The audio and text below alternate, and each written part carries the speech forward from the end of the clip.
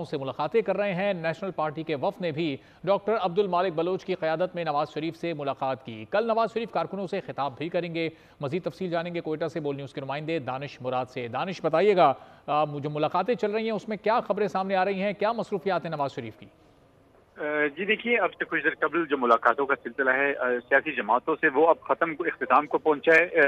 آج جو نواز شریف کی مصروفیات تھی ان میں ملاقات کرنے والوں میں بلوچستان عوامی پارٹی کی وفد نے ملاقات کی، نیشنل پارٹی کے جو صدر تھے ان کی قیادت میں ایک وفد نے ملاقات کی، جمعیت علماء اسلام کے وفد نے ملاقات کی، اسی طرح پشتونخوا ملی عوامی پارٹی کے وفد نے بھی ان سے ملاقات کی، اور جو مختلف چیزیں تھیں وہ ڈسکس کیے گئے، مختلف سیاسی امور کا تبادلہ خیال کیا گیا۔ بعض جو چیزیں تھی، اب ان کی ملاقات جو ہے وہ الیکٹیبلز، جو یہاں کے بلوچستان کے الیکٹیبلز ہیں ان سے ملاقات جاری ہے۔